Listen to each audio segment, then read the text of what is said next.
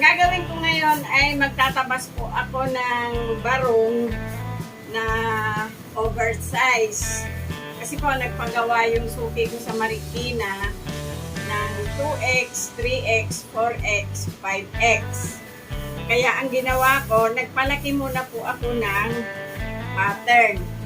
Kaya lang guys, pag gumawa kayo ng pattern na ganito, may 3X, tapos 2X, hindi ako gumawa nung ano guys, yung 4X, 5X kasi parang hindi na maganda tingnan. Magagawa lang kayo nun pag ang taong susukatan nyo na nasa harap nyo. Kasi mahirap na po ibenta yung ganong size. Yung 3X, okay pa po yun. XL, 2X, 3X, okay po yun.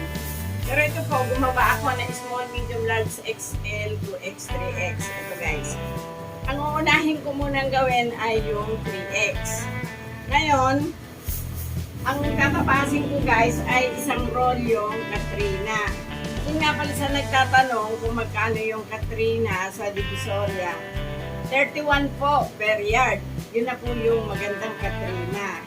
Pag namili po kayo, titingnan nyo din po yung age na ganito. Kasi po dito, sa makikita nyo dito na yung Katrina ay merong putol-putol. Pagka po putol-putol, mag-shaded po yung inyong polo. Mabuti po kung iyong isang putol, makukuha nyo dun yung kunyari back, puro back lang. Pero hindi rin po pwede. Kasi kung kukuha kayo ng back, kahit papano may matitira na ilalagay nyo sa collar, sa bulsa. Kaya magiging shaded pa rin po kayo. Kaya pag bumili po kayo ng tela, sisiguraduhin nyo po na ang mabibili nyo yung magandang Katrina. Yan. Ito guys, titingnan natin kung ilang pirasong 3X ang mapapalabas ko sa isang rolyo. Ngayon guys, ang gagawin nyo, pag nagtabas kayo ng isang rolyo, din lang naman ang tatabasin nyo. Ang ginagawa ko po dito ay kinakadkad ko muna siya. Yan. Tinatanggal ko na po muna siya sa rolyo.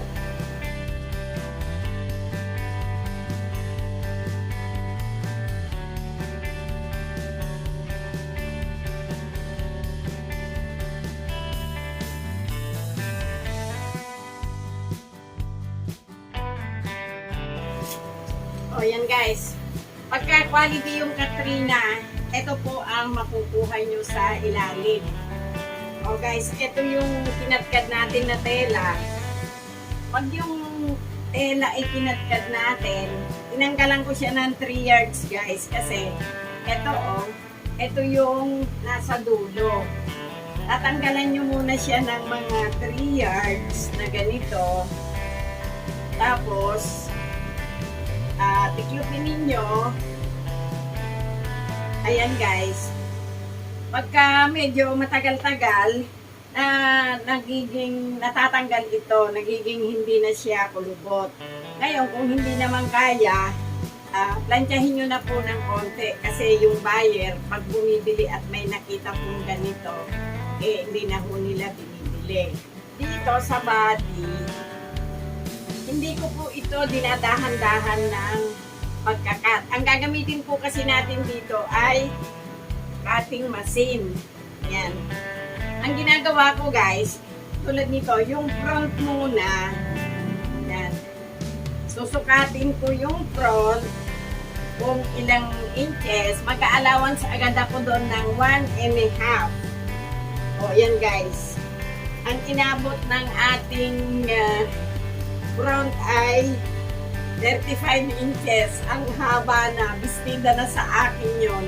Tukat nyo guys, kung ilan ba ang makukuha natin dito. Barong kasi ito guys barong. Yan. Nako. Bali, ang makukuha lang po natin sa isang pinapa ay isang front lang. Kaya yung 35 inches, isang yarda, isang front lang po yun. Para hindi mabagal, ganito po ginagawa ko. Kumuha na po kayo dito ng 35 inches. O, ito, 35 inches, guys. Ang ginagawa ko sa 35 inches, yan dito, kumukuha ako ng 6 na piraso. Ibig sabihin nun, 6 na front. 4 na 6, 24 pieces po ang kalalabasan ng front na kukunin natin. O guys, eto na yung 4 na 6. Bali ito ay 24 yards kasi 35 siya. Unting-unti na lang para maging 1 yard na. Ito na tayo sa back ng barong natin. Ang back, ang luwag ng back niya guys ay 26 by 28. Ngayon dito sa pahaba, magdadagdag ako ng 1 inch. Kasi sa back, 1 inch lang kung magdagdag ako. Ayun guys, kung ang kinuha natin doon ay 24 na 35, dito 12 pieces lang na 29. Kasi back lang itong kukunin natin. Dahil yung back, sa isang 29, 2 back po ang makukuha natin kasi double po yun. Ito na yung front natin. Yan. Ikakating masin ko siya.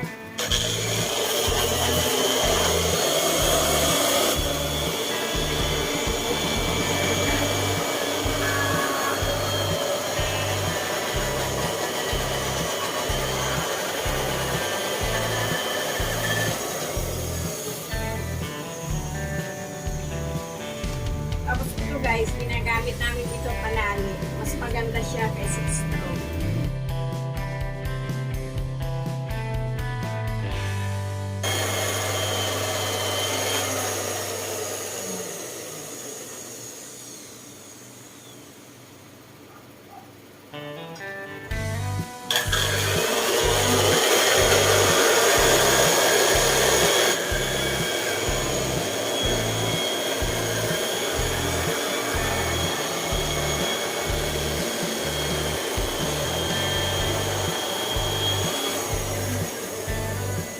Guys, ito na yung 1 dosena nating front.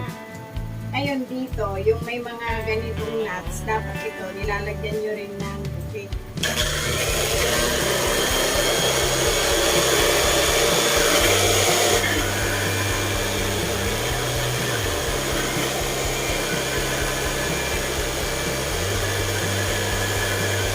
Gawin ko yung kapartner niya na 1 dosena.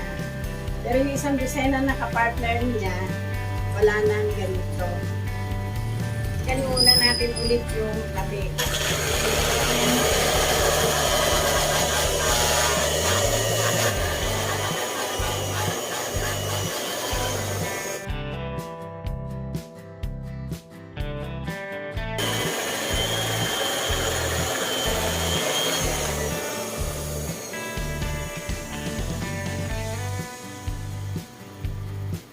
Ayan guys, tapos na yung kanan na front at tapos na rin yung kaliwa. Ngayon yung natira dito sa front, ihahanap natin ng pwedeng paglagyan.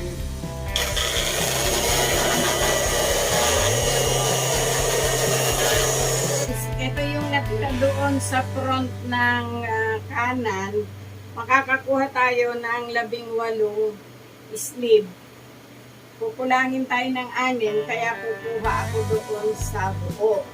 Tapos guys, yung natira naman doon sa kaliwa, kasi meron siyang overlap na tinabas, ilalagay natin ito sa yoke, sa batok. O guys, ito yung back natin. Eksakto lang siya kasi meron tayong pasobrang ganon sa tabi. Yung pinaka-slit nitong barong, yan. Eksakto din lang siya dito sa tabi.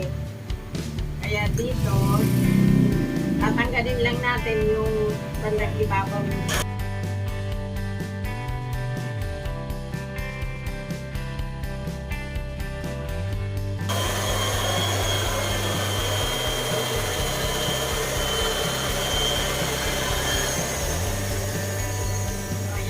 Kuha na natin yung back, yung front, 18 sleeve at 18 yoke.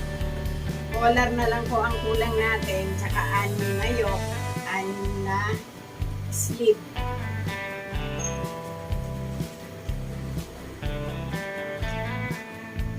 O guys, ito na yung ating collar. Ang uubusin nga palang collar ng 24 pieces kasi 3X ito, 3 yarda. Kaya ito siya guys. Pag kukuha kayo ng collar, huwag kayong kukuha ng payon. Laging pahalang.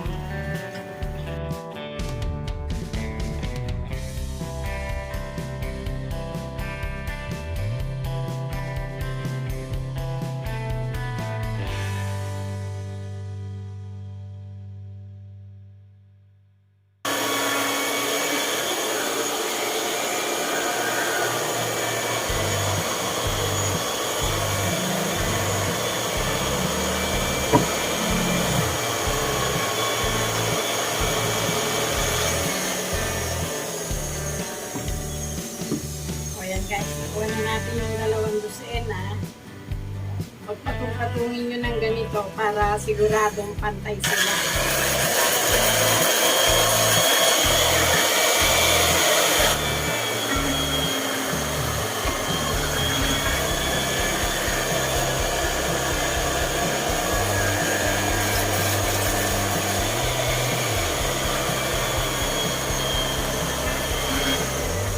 Yung bangkito naman ang kunin natin guys. Oh guys, ito na yung huli. Ito na yung bangkito natin.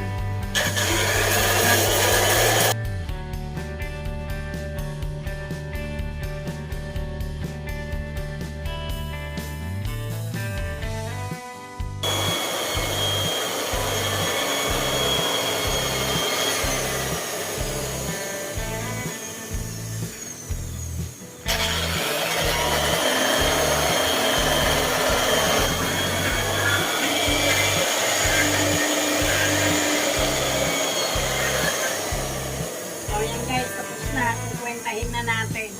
Guys, tapos na yung tabas natin ng isang rolyo. Ang natira sa tela natin ay 6 yards lang. Kaya ang kinain ng isang polo, mahigit 2 yards. Nasa 2.35 ganon. Tapos, ibabayad natin sa tahi ng 25 pesos.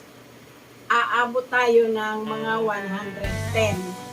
Tapos guys, yung pagod natin, yung pilon, yung butones, hindi pa kasama doon. Kaya kung gagawa kayo nito ng paisa-isa lang, pwede nyo pong ibenta ng 350 each. Pero ako po kasi, ang deliver ko nito ay 180 per piece lang. Kasi wholesale po kami. O yan, sana may nakuha kang ideya sa ginawa ko. At yung iba na gustong matutong magtabas, mag-subscribe po kayo. Paki-like nyo na rin po at paki-share na rin. Salamat po. Thank you.